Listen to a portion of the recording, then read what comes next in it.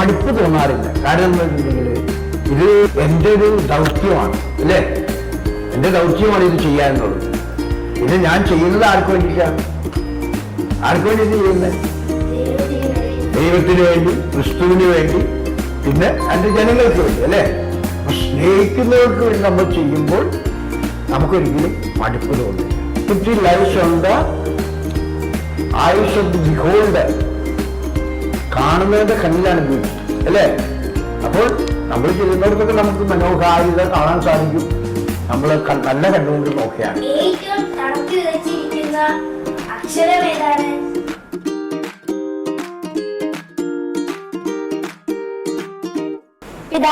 പിതാവിന്റെ ജീവിതത്തിൽ ഏറെ സ്വാധീനിച്ച വൈദികൻ ആരായിരുന്നു?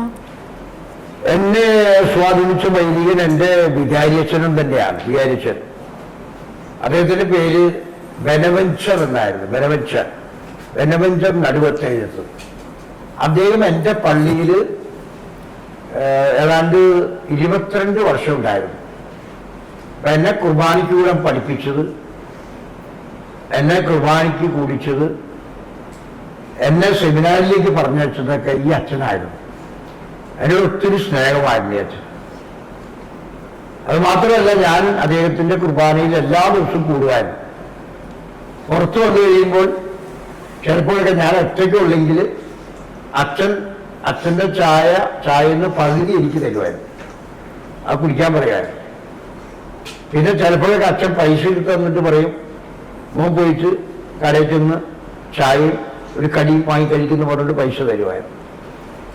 പിന്നെ എല്ലാം നമ്മളൊത്തിരി സ്നേഹമായിരുന്നു നമ്മളോട്, നമ്മളൊക്കെ ചേർത്ത് പിടിക്കുന്ന ഒരു വൈദികൻ. നാട്ടുകാർക്ക് അദ്ദേഹത്തെ വളരെ ഇഷ്ടമായിരുന്നു. അതുകൊണ്ടാണ് 22 കൊല്ലം അവിടെ വികാരിയായിട്ട് ഇരുന്നത്.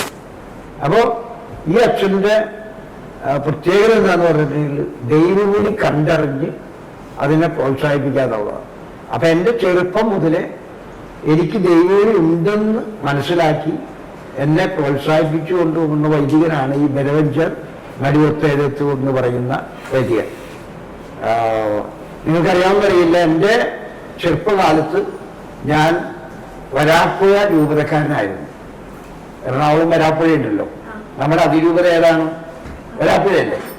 ആ വരാപ്പുഴ രൂപതക്കാരനായിരുന്നു ഞാൻ. അപ്പോൾ വരാപ്പുഴ രൂപതയിലെ വൈദികനായിരുന്നു ഈ ബെനവഞ്ചർ നടുവത്തെഴുത്ത്. അദ്ദേഹം മരിച്ചിട്ട് അടക്കം ചെയ്തിരിക്കുന്നത് ഓൾക്കാട്ടി എന്ന് പറയുന്ന സ്ഥലത്താണ്. ഓൾക്കാട്ടി, പൊന്നാരി നിങ്ങൾ എന്നൊക്കെ പറയും, അവിടെയാണ് അടക്കം ചെയ്തിരിക്കുന്നത്. അപ്പൊ എനിക്ക് ഏറ്റവും ഇഷ്ടപ്പെട്ട അച്ഛനാണിത്. കാരണം എന്നിലുള്ള ദൈവവിളിയെ കണ്ടു, എന്നിലുള്ള കഴിവുകളെ കണ്ടു, എന്നെ കുർബാനയ്ക്ക് കൂടിപ്പിച്ചു, എൻ്റെ കൂടെ നടന്നു, പിന്നെ എന്നിലുള്ള കഴിവുകളെ കണ്ടുപിടിച്ച് വളർത്താൻ വേണ്ടി സഹായിച്ചു. അതൊക്കെ ചെയ്ത കാരണം ആ അച്ഛനെ എന്നും ഞാൻ ഓർക്കും, അദ്ദേഹത്തിനോട് എന്നും ഞാൻ പ്രാർത്ഥിക്കും. അദ്ദേഹമായിരുന്നു എൻ്റെ ഇഷ്ടപ്പെട്ട, അന്നത്തെ കാലത്ത് ഏറ്റവും ഇഷ്ടപ്പെട്ട വൈദികൻ എന്ന് പറയാം. Okay, thank you very much. Good question.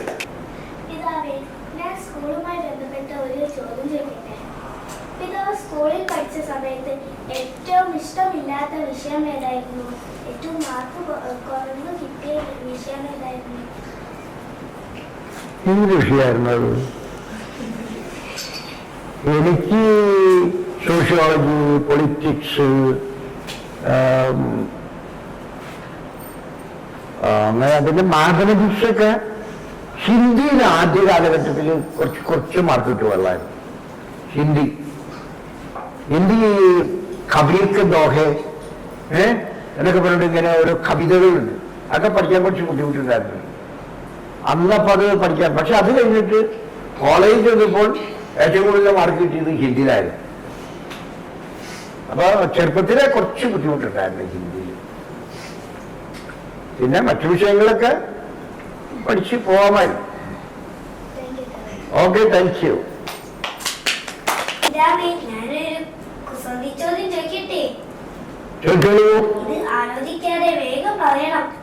പറയാം.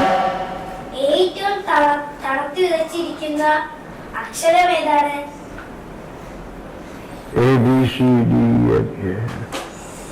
ശ്രദ്ധയല്ലേ? ആൽഫബറ്റിക്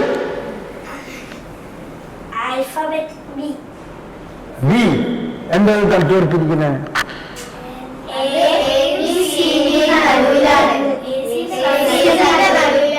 എ ബി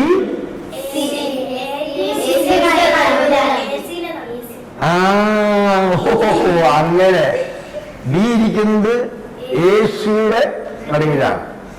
നല്ല ചോദ്യം, നല്ല വിഷമിക്കുകയാണ്. പിതാവിന്റെ സെമിനാരി ജീവിതത്തെ കുറിച്ച് ഞാനൊരു ചോദ്യം ചോദിച്ചോട്ടെ. പിതാവ് എപ്പോഴായിരുന്നു സെമിനാരി പഠനം ആരംഭിച്ചിരുന്നത്? അതുപോലെ തന്നെ സെമിനാരി ജീവിതകാലത്ത് അങ്ങേക്ക് മറക്കാനാവാത്ത ഒരു അനുഭവം ഉണ്ടായിരിക്കുമല്ലോ, അത് ഞങ്ങളോട് പങ്കുവെക്കാമോ? ഞാൻ സെമിനാരി ചെയ്യുന്നത് 1971 ജൂൺ മാസം 30 ഞാൻ മംഗലാപുരം സെമിനാരിയിൽ ആദ്യമായിട്ട് കാലെടുത്ത് വയ്ക്കുകയാണ്.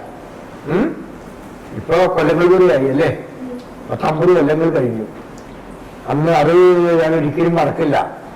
ആ ദിവസം ഞാൻ ചെല്ലുമ്പോൾ എൻ്റെ സീനിയർ ബ്രദേഴ്സൊക്കെ ഞങ്ങളെയൊക്കെ കാത്തു നിൽക്കുന്നുണ്ടായിരുന്നു.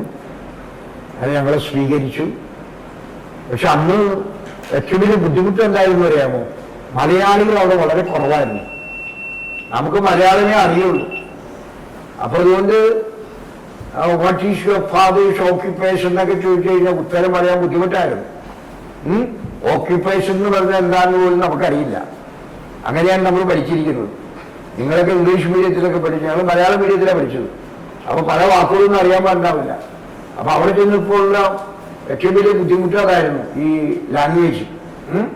പക്ഷേ ഏതാനും നാളുകളോടും ഞങ്ങളത് പിക്കപ്പ് ചെയ്തു, ഇംഗ്ലീഷൊക്കെ സംസാരിക്കാൻ പഠിച്ചു. പിന്നെ അതിനെ എൻകറേജ് ചെയ്യാനായിട്ട് അവിടുത്തെ അച്ഛന്മാരുണ്ടായിരുന്നു, അവിടുത്തെ ഞങ്ങളുടെ സീനിയർ ബ്രദേഴ്സ് ഉണ്ടായിരുന്നു. അതൊക്കെ ഞങ്ങൾ പഠിപ്പിച്ചു തരുമായിരുന്നു. അപ്പൊ അതുകൊണ്ട് അതൊക്കെ മാനേജ് ചെയ്തു. ഇത് പിന്നെ അവിടെയുണ്ടായ ഒരു അനുഭവം, പല അനുഭവങ്ങളും ഉണ്ടായിരുന്നിട്ടുണ്ട് സെമിനാരിൽ. പക്ഷെ അവിടെ ഞാൻ ഓർക്കുന്ന ഒരു അനുഭവം, ഒരിക്കലും മറക്കാത്തൊരു അനുഭവം എന്താ അറിയാം. അവിടെ ഒരു മംഗലാപുരം ഭാഗത്തൊരു വെള്ളപ്പൊക്കം ഉണ്ടായി. ആ വെള്ളപ്പൊക്കത്തിൽ ഒത്തിരി വീട്ടുകാർക്ക് വീടുകൾ നഷ്ടപ്പെട്ടു, മാത്രമേ താമസിക്കാൻ സ്ഥലമില്ലാതായി. അപ്പൊ അങ്ങനെ നമ്മുടെ സെമിനാരി ജപ്പിന മകരു എന്ന് പറയുന്ന ഒരു സ്ഥലമുണ്ട് അവിടെ. ആ ജപ്പിന മകരു എന്ന സ്ഥലത്ത് കുറച്ച് വീടുകൾ പണിയിപ്പിക്കുകയാണ്. എന്ന് പറഞ്ഞാല് വെറുതെ കുറച്ച് എന്താ പറയുന്നത്, ഈ മരങ്ങളൊക്കെ വെച്ച് കെട്ടി ചെറിയ ചെറിയ വീടുകൾ ഉണ്ടാക്കിയായിരുന്നു. അപ്പോൾ അന്ന് ഞാൻ തത്വശാസ്ത്രം പഠിക്കുകയാണ്, ഫിലോസഫി എന്ന് പറയും. അപ്പൊ ഞാനിത് പല സെമിനേഴ്സിന്റെ കൂടെ ഒരുമിച്ച് നിന്ന് പണിയെടുക്കുകയാണ് ഞാനൊക്കെ. അതിൽ 2 പേര് വലിയൊരു ഉത്തരം, വീടുപണിന്റെ ഉത്തരം എന്ന് പറയില്ലേ, അത് പിടിച്ചുകൊണ്ട് നിൽക്കുകയാണ്. ആ പിടിച്ചുകൊണ്ട് നിൽക്കുന്ന സമയത്ത് അപ്പൊ ഞാനിങ്ങനെ പറഞ്ഞു, ഇതൊന്നും ദൈവം കാണുന്നില്ലേ? എന്തിനാ ദൈവം ഇങ്ങനെയൊക്കെ പീഡിപ്പിക്കുന്ന മനുഷ്യരെ? ഈ വെള്ളപ്പൊക്കം ഉണ്ടാക്കി ഈ ദുരിതം വരയ്ക്കുന്നത് എന്തിനാ എന്ന് ഞാനിങ്ങനെ പെട്ടെന്ന് അങ്ങ് ചോദിച്ചു.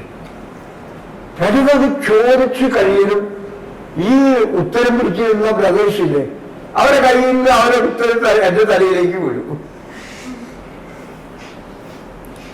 അപ്പൊ ഞാൻ ശരിക്കും ഒരു ദൈവത്തെ ചോദ്യം ചെയ്താലേ അല്ലേ, ആ ദൈവത്തെ ചോദ്യം ചെയ്ത അതേ നിമിഷത്തിൽ ദൈവം എന്റെ തലയിൽ അവരെ കൈ വിട്ടുപോയി, ആ ഉത്തരം എന്റെ തലയിൽ വീഴും. അന്ന് അതെനിക്ക് വലിയൊരു പാഠമാണ്. പിന്നെ ഞാൻ ദൈവത്തെ ഒരിക്കലും ചോദ്യം ചെയ്തിട്ടില്ല. കാരണം വല്ല ഉത്തരവോ എന്നൊക്കെ തലയിൽ വീഴുന്നുകൊണ്ട് ഞാൻ ഒരിക്കലും ചോദിച്ചില്ല. ദൈവത്തോട് ദൈവം തരുന്നതെല്ലാം മധുരോധാരമാണെന്ന് കരുതി എല്ലാം സ്വീകരിക്കാനാണ് ഞാൻ ശ്രമിച്ചിട്ടുള്ളത്. Okay, thank you. ആ, മോളുടെ പേരെന്താണ്? ഡിയോണ. ഓക്കെ ഡിയോണ, ചോദിച്ചോളൂ. പിതാവ് ഒരു ദിവസം തന്നെ 2-3 സ്ഥലങ്ങളിൽ പോകാറുണ്ട്. എപ്പോഴെങ്കിലും ഒരു മടുപ്പ് തോന്നിയിട്ടുണ്ടോ? അങ്ങനെ മടുപ്പ് തോന്നിയതായിട്ട് പറയാൻ പറ്റില്ല. ചിലപ്പോൾ ക്ഷീണം തോന്നാറുണ്ട്. ചിലപ്പോൾ പല പരിപാടിയൊക്കെ കഴിയുമ്പോൾ, ഇന്നലെ തന്നെ 3-4 പരിപാടി ഉണ്ടായിരുന്നു. രാവിലെ ഇവിടുന്ന് പോയി, അത് തിരിച്ചു വരുന്നത് 12 മണിക്കാണ്. അപ്പോൾ ശരിക്കും പറഞ്ഞാൽ ക്ഷീണം ഉണ്ടായിരുന്നില്ല, പക്ഷെ മടുപ്പ് തോന്നാറില്ല. കാരണം എന്ന് വെച്ചിട്ടുണ്ടെങ്കിൽ ഇത് എൻ്റെ ഒരു ദൗത്യമാണ്, അല്ലേ? എൻ്റെ ദൗത്യമാണ് ഇത് ചെയ്യാനുള്ളത്. ഇത് ഞാൻ ചെയ്യുന്നത് ആർക്ക് വേണ്ടിയിട്ടാണ്? ആർക്ക് വേണ്ടിയിട്ട് ചെയ്യുന്നത്? ദൈവത്തിന് വേണ്ടി, ക്രിസ്തുവിന് വേണ്ടി, പിന്നെ എൻ്റെ ജനങ്ങൾക്ക് വേണ്ടി, അല്ലേ? അപ്പൊ സ്നേഹിക്കുന്നവർക്ക് വേണ്ടി നമ്മൾ ചെയ്യുമ്പോൾ നമുക്കൊരിക്കലും മടുപ്പ് തോന്നില്ല. വളരെ ചെയർഫുള്ളായിട്ട് കാര്യങ്ങളൊക്കെ ചെയ്യാൻ സാധിക്കും. അപ്പോൾ നമ്മൾ ഓരോ പ്രവൃത്തി ചെയ്യുമ്പോഴും സ്നേഹത്തോടുകൂടി ചെയ്യുകയാണെങ്കിൽ നമുക്ക് മടുപ്പ് തോന്നില്ല. അതുകൊണ്ട് ബൈബിൾ പറയുന്നില്ലേ, മടുപ്പ് തോന്നാതെ നന്മ ചെയ്തുകൊണ്ടിരിക്കുക എന്ന് പറയുന്നത്. മടുപ്പ് തോന്നാതെ നന്മ ചെയ്തുകൊണ്ടിരിക്കുക. അപ്പൊ ഞാനിങ്ങനെ ഓടി നടക്കുന്നുണ്ട്, ഒത്തിരി ക്ഷീണം തോന്നുന്നുണ്ട്. ആളുകൾ എന്നോട് ചോദിക്കും, എന്തിന് ഇത്രയധികം പരിപാടി എടുക്കുന്നത്, ആരോഗ്യം മോശമാവില്ലേ? പക്ഷെ ഞാനതൊന്നും നോക്കാറില്ല. ദൈവം എൻ്റെ കൂടെയുണ്ട്, ദൈവം എന്നെ കാക്കും, ദൈവം എന്നെ പരിപാലിക്കും. ആ വിശ്വാസത്തോടുകൂടി ഞാൻ അങ്ങനെ ഓടി നടക്കുന്നു. അപ്പോൾ മോളുടെ ചോദ്യത്തിന് പറയാനുള്ള ഉത്തരം, എനിക്ക് മടുപ്പ് തോന്നാറില്ല, ക്ഷീണം തോന്നാറില്ല. മനസ്സിലായോ? ഓക്കെ. പിതാവേ, പിതാവിന്റെ സ്ഥാനത്തെ പറ്റി ഞാനൊരു ചോദ്യം ചോദിച്ചോട്ടെ? യെസ്. പിതാവിനെ പിതാവാക്കുന്നത് ആരാണ്? യെസ്, നല്ലൊരു ചോദ്യമാണ്. നിങ്ങൾക്ക് ആർക്കെങ്കിലും അറിയാമോ ആരാണ് പിതാവിനെ പിതാവാക്കുന്നത്? ആര്? വൈദികനാണ്, ദൈവമാണ്, അല്ലേ? ഇവർക്ക് നമുക്ക് ഏത് പറയാൻ പറ്റും, അല്ലേ? പിതാവിനെ പിതാവാക്കുന്നത് യഥാർത്ഥത്തിൽ ദൈവമാണ്. ദൈവമാണ് നമ്മൾ തിരഞ്ഞെടുക്കുന്നത്, അല്ലേ? ഒരു ബിഷപ്പ് ആവണമെങ്കിൽ, ഒരു അച്ഛനാകണമെങ്കിൽ ദൈവം നമ്മളെ തിരഞ്ഞെടുക്കണം. പക്ഷെ അതിന്റെ അപ്പോയിന്റ്മെന്റ് ഒക്കെ എവിടുന്ന വരുന്നത്? മാർപ്പാപ്പയിൽ നിന്നാണ്. അപ്പൊ മെത്രാനെ നിയമിക്കുന്നത് ആരാണ്? മാർപ്പാപ്പയാണ്. അപ്പൊ എന്നെ ആദ്യം, നിങ്ങൾക്കറിയാമല്ലോ, ഞാൻ ആദ്യം കണ്ണൂർ രൂപതയുടെ മെത്രാനായിരുന്നു. 1999 മുതൽ 2013 വരെ ഞാൻ കണ്ണൂർ രൂപതയുടെ മെത്രാനായിരുന്നു. 2012 ഇങ്ങോട്ട് പോന്നു, കോഴിക്കോട്ടേക്ക് വന്നു. പക്ഷെ 12 തുടങ്ങി 13 വരെ കണ്ണൂർ രൂപതയും എൻ്റെ കീഴിലായിരുന്നു. അതിന് പറയും അപ്പസ്റ്റോലിക് അഡ്മിനിസ്ട്രേറ്റർ എന്ന് പറയും. അങ്ങനെ അപ്പോ ഈ രൂപത കൂടാതെ തന്നെ എനിക്ക് കണ്ണൂർ രൂപത ഉണ്ടായിരുന്നു. അപ്പൊ 2013 മാർച്ച് മാസം വരെ ഞാൻ അവിടുത്തെ ബിഷപ്പായിരുന്നു, കണ്ണൂർ ബിഷപ്പായിരുന്നു. പിന്നീട് ഞാൻ ഇങ്ങോട്ട് പോകുന്നത്. അപ്പൊ ഇതെല്ലാം നിയമിക്കുന്നത് ആരാണെന്ന് ചോദിച്ചാൽ മാർപ്പാപ്പയാണ്. മാർപ്പാപ്പയുടെ നിയമനമാണ് മെത്രാന്മാരെ നിയമിക്കുക, മെത്രാന്മാരെ ട്രാൻസ്ഫർ ചെയ്യുക എന്നുള്ളതൊക്കെ ഉള്ളത്. അപ്പോൾ മോന്റെ ഉത്തരം കിട്ടിയില്ലേ? മോന് എന്നെ നിയമിച്ചത് മാർപ്പാപ്പയാണ്. നിങ്ങൾ പറഞ്ഞ ദൈവമാണെന്ന്, അതും കൂടെ ആ ഉത്തരം ശരി തന്നെയാണ്. നിങ്ങൾ പറഞ്ഞത് വളരെ കറക്റ്റാണ്. കാരണം ദൈവവിളി എന്ന് പറയുന്നത് ദൈവത്തിന്റെ വിളിയല്ലേ. പക്ഷെ ആ ദൈവത്തിന്റെ വിളി മനസ്സിലാക്കി അപ്പോയിന്റ്മെന്റ് കൊടുക്കുന്നത് ആരാണ്? മാർപ്പാപ്പ. ക്ലിയർ? Yes, thank you. പിതാവ് കുറെ സ്ഥലങ്ങളിൽ പോയിട്ടുണ്ടല്ലോ. പിതാവ് പോയ സ്ഥലങ്ങളിൽ പിതാവിന് ഏറ്റവും ഇഷ്ടപ്പെട്ട സ്ഥലം ഏതാണ്? അതെന്തുകൊണ്ടാണ്? ശരിക്കും പറഞ്ഞിട്ടുണ്ടെങ്കിൽ പോകുന്ന സ്ഥലങ്ങളൊക്കെ വളരെ സുന്ദരമായ മനോഹരമായ സ്ഥലങ്ങളാണ്. പക്ഷെ ഞാൻ പോയ സ്ഥലങ്ങളിൽ എനിക്ക് ഏറ്റവും ഇഷ്ടപ്പെട്ട ഒരു സ്ഥലം വിശുദ്ധ ഫ്രാൻസിസ് അസീസി ഇല്ലേ, അസീസി ജീവിച്ച സ്ഥലമാണ്. ഫ്രാൻസിസ് അസീസി ജീവിച്ച സ്ഥലമാണ് അസീസി. അവിടെ എനിക്ക് അത് നല്ല ഇഷ്ടമാണ്. എനിക്ക് അവിടെ പോകാൻ ഞാൻ വീണ്ടും ഒക്കെ അവിടെ പോയിട്ടുണ്ട്. പിന്നെ മരിയ ഗൊരേത്തി ജീവിച്ച സ്ഥലമാണ് ഇറ്റലിയിലെ നെറ്റൂണോ. അവിടെ ഞാൻ പലപ്പോഴും പോയിട്ടുണ്ട്. അവർ ലൂർദ് മാതാവ് പ്രത്യക്ഷപ്പെട്ട സ്ഥലമാണ്. അവിടെ ഞാൻ പല സ്ഥലങ്ങളിൽ പോയിട്ടുണ്ട്. പിന്നെ അതുപോലെ അൽഫോൻസമ്മയുടെ സ്ഥലം ഭരണങ്ങാനം, അല്ലേ? അവിടെ ഞാൻ പോയിട്ടുണ്ട്. അപ്പൊ ഇവരൊക്കെ എനിക്ക് ഇഷ്ടമാണ്. ഈ സ്ഥലങ്ങളൊക്കെ എനിക്ക് ഒത്തിരി ഇഷ്ടപ്പെട്ട സ്ഥലങ്ങളാണ്. നല്ല നമുക്ക് ഇഷ്ടപ്പെട്ട വിശുദ്ധരുടെ സ്ഥലങ്ങൾ നമുക്കും ഇഷ്ടമാണെന്ന് പറയാം. അതുകൊണ്ട് ഞാൻ കണ്ടാക്കുന്ന സ്ഥലങ്ങളിൽ ഏറ്റവും മനോഹരമാണ്. ഇറ്റലി മനോഹരമാണ്, സ്വിറ്റ്സർലൻഡ് മനോഹരമാണ്, ജർമ്മനി എല്ലാം നമ്മൾ ഈ ഇതിൻ്റെ ബ്യൂട്ടി നമുക്ക് കാണുന്നത് എങ്ങനെയാണ്? നമ്മൾ പറയാറില്ലേ, beauty lies on the eyes of the beholder. കാണുന്നതിന്റെ കണ്ണിലാണ് ബ്യൂട്ടി, അല്ലേ? അപ്പോൾ നമ്മൾ ചെല്ലുന്നിടത്തൊക്കെ നമുക്ക് മനോഹാരിത കാണാൻ സാധിക്കും, നമ്മൾ നല്ല കണ്ണുകൊണ്ട് നോക്കുകയാണ്, അല്ലേ? അപ്പോൾ ഇപ്പൊ നിങ്ങളുടെ കൂടെ ഉള്ളവരെ നിങ്ങൾ നല്ല കണ്ടുകൊണ്ട് നോക്കുകയാണെങ്കിൽ നിങ്ങൾക്ക് എപ്പോഴും ആ വ്യക്തിയിൽ സൗന്ദര്യം കാണാൻ പറ്റും. ആ വ്യക്തി മിടുക്കനായിട്ട് കാണാൻ പറ്റും, മിടുക്കിയായിട്ട് കാണാൻ പറ്റും, അല്ലേ? അപ്പൊ എപ്പോഴും നമ്മൾ സ്നേഹത്തിന്റെ കണ്ണുകൊണ്ട് സ്ഥലങ്ങൾ കാണണം, വ്യക്തികളെ കാണണം, മനുഷ്യരെ കാണണം. അപ്പൊ അങ്ങനെയൊക്കെ ചെയ്താൽ നന്നായിരിക്കും. Okay, thank you. എങ്ങോ ഞാൻ എന്റെ മുറ്റത്തോരറ്റത്ത് പുന്നാരിച്ചൊരു മുല്ല നട്ടു, കണ്ണീർ തേനി നനച്ചു, കിനാവിന്റെ പൊന്തൂവൽ കൊണ്ടു പന്തലിട്ടു, മിണ്ടാതെത്തിയ കാറ്റൊരു കൗതുകം കൊണ്ടാ വള്ളിയിലൊന്നു തൊട്ടു, രണ്ടാം നാളിന്റെ ജീവനമുട്ടവൻ എന്നെ വന്നു തൊട്ടു, ഇരുട്ടിന്റെ കൂട്ടിൽ കൊണ്ടയിട്ടു. Wonderful. Happy birthday to you. Happy birthday, dear father. Happy birthday to you. May the good God bless you. May the good God bless you. May the good God bless you and keep you. Happy birthday to you. Yeah.